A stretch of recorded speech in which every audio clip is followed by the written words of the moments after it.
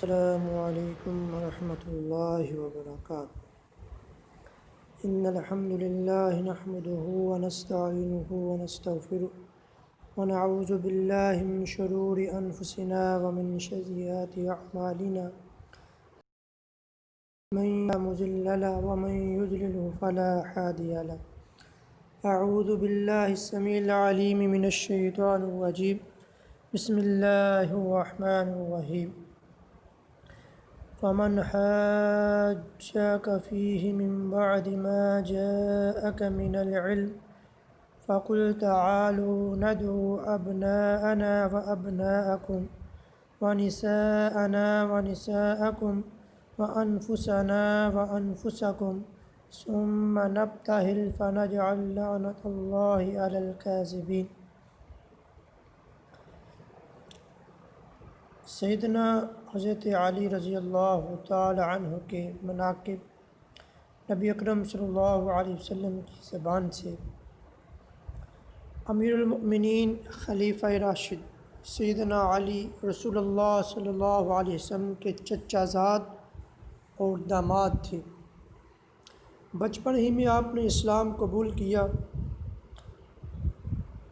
اور اسلام کے اصولوں کے مطابق پرورش پائی۔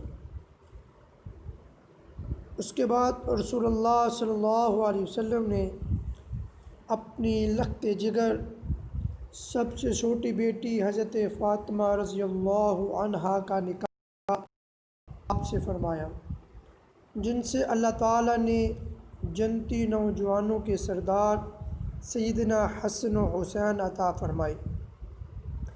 رسول اللہ صلی اللہ علیہ وسلم نے حضرت علی رضی اللہ تعالی عنہ کے بے شمار فضائل مناقب بیان کیے ہیں۔ یہی وجہ ہے کہ بہت سارے لوگ آپ سے بے حد محبت میں اس قدر آگے بڑھ جاتے ہیں کہ حضرت علی رضی اللہ تعالی عنہ کا آپ کو رب کا درجہ دے دیتے ہیں۔ تو آج ہم آپ سے نبی اکرم صلی اللہ علیہ وسلم کے فضائل اور آپ سے محبت کے حوالے سے چند گزارشات پیش کریں گے۔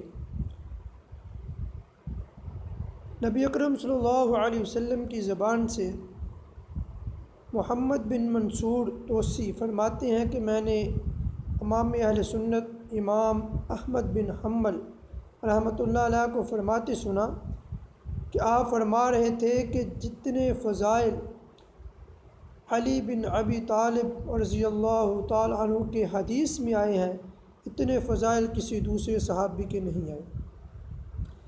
پہلے نمبر پر دیکھا جائے تو سیدنا علی رضی اللہ تعالی عنہ سب سے پہلے اسلام قبول کیا۔ مردوں میں سب سے پہلے سیدنا ابوبکر صدیق رضی اللہ تعالی عنہ اسلام لائے، جبکہ بچوں میں سب سے پہلے سیدنا علی نے اسلام قبول کیا۔ زید بن ارقم فرماتے ہیں رضی اللہ تعالی عنہ، اول من اسلم علی، کہ سب سے پہلے علی رضی اللہ تعالی عنہ مسلمان ہوئے۔ حضرت علی رضی اللہ تعالی عنہ کا اہل بیت سے ہونا، جب آیات مباہلہ نازل ہوئی تو آپ فرما دیجئے کہ آؤ ہم اپنے بیٹوں کو بلاتے ہیں، تم اپنے بیٹوں کو بلاؤ۔ جب یہ آیت نازل ہوئی تو نبی اکرم صلی اللہ علیہ وسلم نے علی، فاطمہ، حسن و حسین کو بلایا اور پھر فرمایا کہ یا اللہ یہ میرے اہل بیت ہیں۔ نبی اکرم صلی اللہ علیہ وسلم نے فرمایا، مشہور جلیل القدر صحابی اور فاتح قادسیہ سیدنا سعد بن ابی وقاص فرماتے ہیں کہ رسول اللہ صلی اللہ علیہ وسلم غزوہ تبوک کے موقع پر حضرت علی رضی اللہ تعالیٰ عنہ کو پیچھے چھوڑا تو حضرت علی نے کہا، یا رسول اللہ،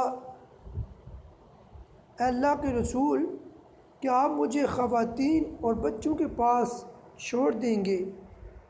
تو نبی اکرم صلی اللہ علیہ وسلم نے فرمایا، کیا تو اس بات پر راضی نہیں کہ تیری میرے ساتھ وہی منزلت، وہی نسبت ہے جو ہارون علیہ السلام کی موسیٰ علیہ السلام سے ہے، الا یہ کہ میرے بعد کوئی نبی نہیں ہے۔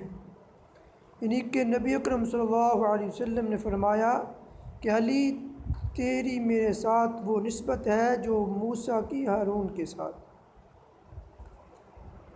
حضرت علی رضی اللہ تعالیٰ عنہ کو نبی اکرم صلی اللہ علیہ وسلم کا محبت بھرا انداز صحابی رسول سیدنا سہل بن سعد بیان کرتے ہیں کہ علی رضی اللہ تعالیٰ عنہ کو ابو تراب سے بڑھ کر کوئی نام محبوب نہ تھا۔ جب ان کو ابو تراب کے نام سے بلایا جاتا تو وہ خوش ہوتے۔ راوی نے کہا کہ ہمیں واقعہ سنائیے، تو آپ صلی اللہ علیہ وسلم کا نام ابو تراب کیسے رکھا؟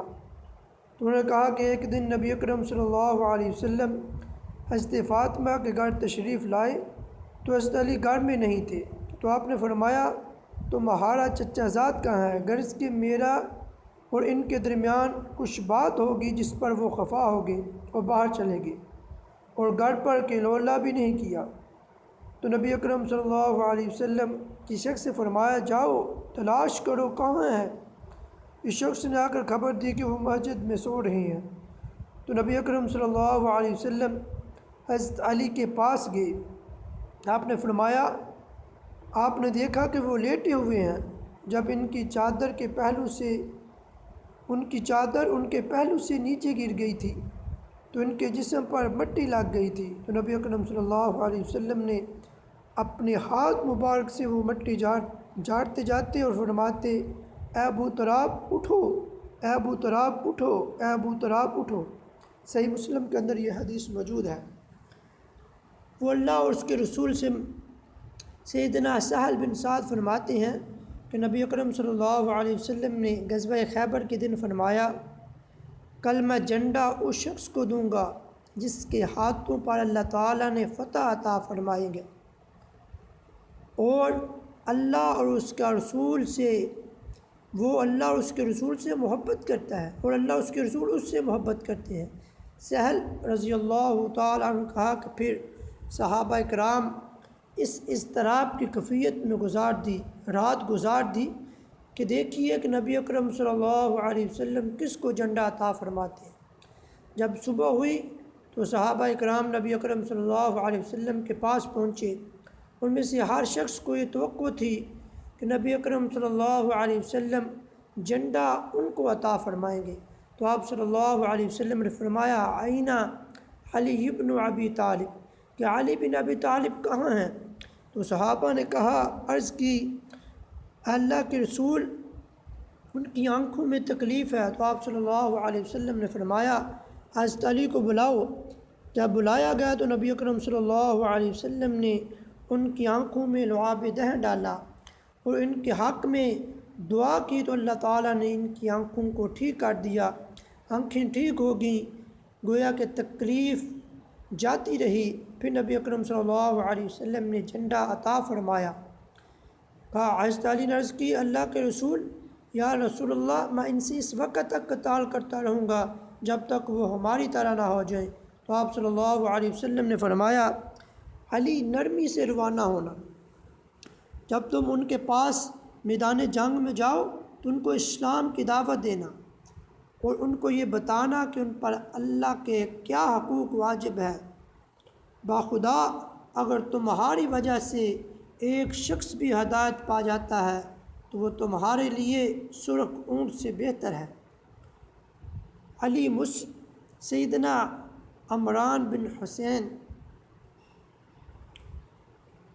روایت کرتے ہیں کہ رسول اللہ صلی اللہ علیہ وسلم نے فرمایا بے شک علی مجھ سے ہے اور میں ان سے ہوں، اور علی میرے بعد ہر مومن کے ولی ہیں۔ یہ کلمات آپ صلی اللہ علیہ وسلم نے سیدنا علی، سیدنا حسن و حسین سمیت بعض دیگر صحابہ کے بارے میں فرمائے، جیسا کہ جلیل القدر صحابی ان کی شہادت کا وقت نبی اکرم صلی اللہ علیہ وسلم نے فرمایا، ان صحابی کا نام ہے سیدنا جلابیب۔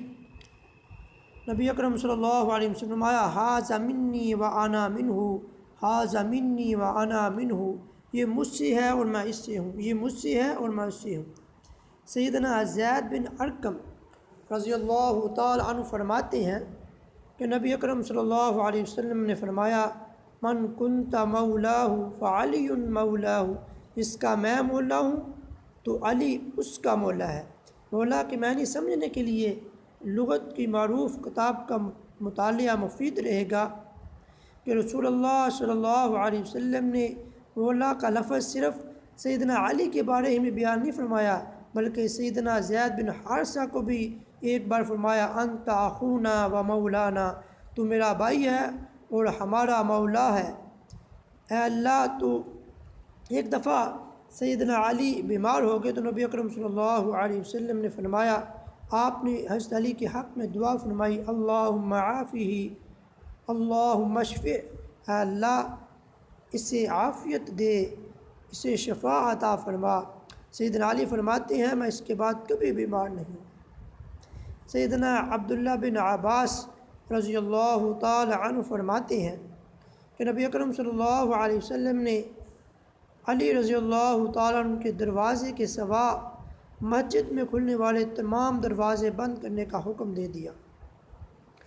سیدنا علی رضی اللہ تعالیٰ عنہ مروی ہے کہ نبی اکرم صلی اللہ علیہ وسلم نے مجھے یمن کی طرف قاضی بنا کر بھیجا، تو میں نے کہا، اے اللہ کے رسول، آپ مجھے بھیج رہی ہیں جب کہ میں نو عمر ہوں اور فیصلہ کرنے کا بھی مجھے علم نہیں۔ نبی اکرم صلی اللہ علیہ وسلم نے فرمایا، بے شک اللہ تعالیٰ عن قریب تمہارے دل کو ہدایت عطا کرے گا، تمہاری زبان اس پر قائم کر دے گا۔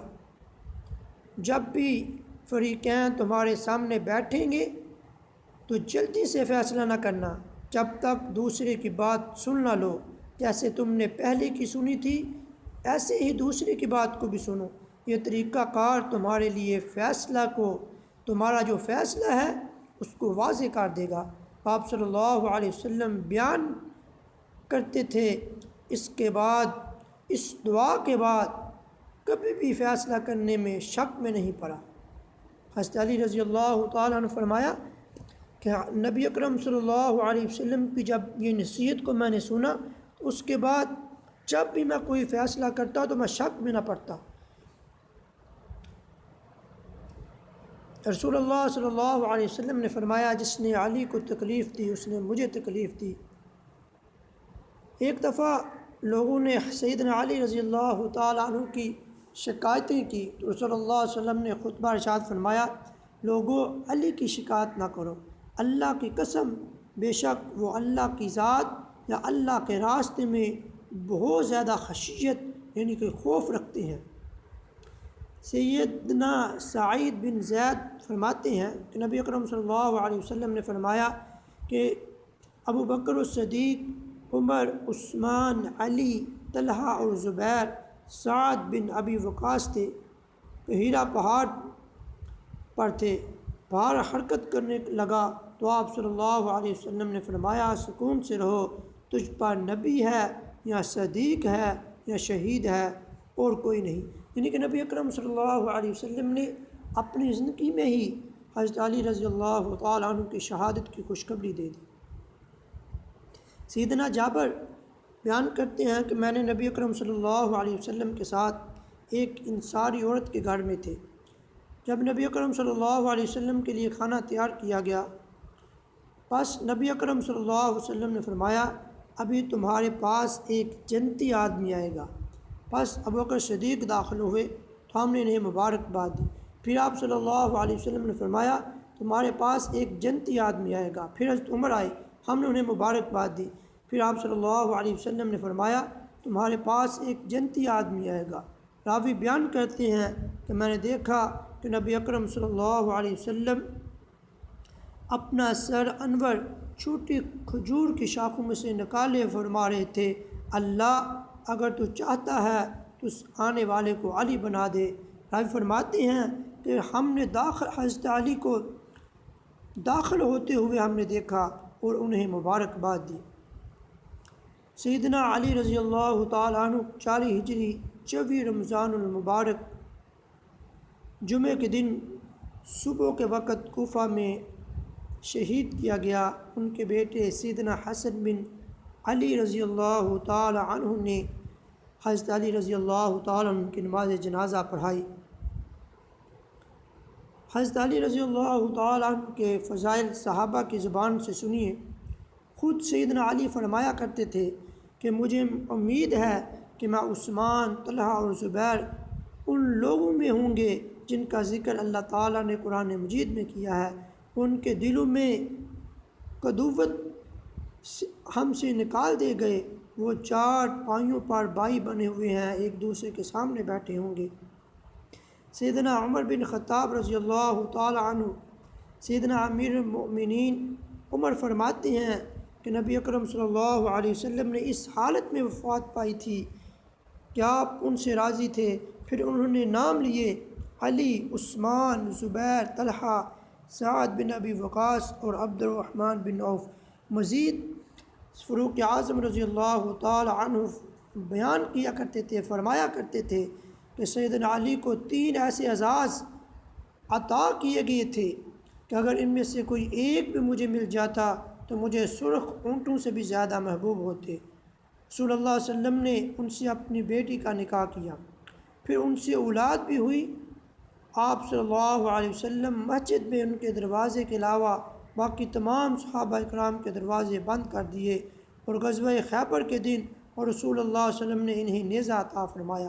یعنی کہ یہ 3 چیزیں حضرت علی رضی اللہ تعالیٰ عنہ کو ایسے اعزاز نبی اکرم صلی اللہ علیہ وسلم نے عطا فرمائے کہ عمر کہتے ہیں کہ اگر ان میں سے ایک مجھے مل جاتا تو سرخ اونٹ سے بہتر تھا۔ یہ صحابہ اکرام کا حضرت علی رضی اللہ تعالی عنہ سے پیار اور محبت، جو خلفائے راشدین میں سے کسی ایک کے خلاف بھی زبان درازی کرتا ہے وہ بیوقوف ہے، وہ دار اسلام اس کا خارج ہے دار اسلام سے۔ جہاں تک حضرت علی رضی اللہ تعالی عنہ کی ذات گرامی کا تعلق ہے تو آپ سب سے محبت اور دوستی رکھتے تھے، دل و جان سے گواہی دیتے ہیں ہم بھی کہ حضرت علی رضی اللہ تعالی عنہ آپ چوتھے خلیفہ راشدین ہیں، اور نبی اکرم صلی اللہ علیہ وسلم نے فرمایا کہ میری سنت پر عمل کرو اور میرے خلفاء راشدین کی سنت پر جو ہدایت یافتہ ہیں۔ اللہ سے دعا کرتے ہیں کہ اللہ مولا کریم ہم سب کو صحابہ اکرام کے نقش قدم پر چلنے کی توفیق عطا فرمائے، حضرت علی سے پیار اور محبت کرنے کی توفیق عطا فرمائے۔ وآخر دعوانا ان الحمد للہ رب العالمین۔ السلام علیکم ورحمۃ اللہ۔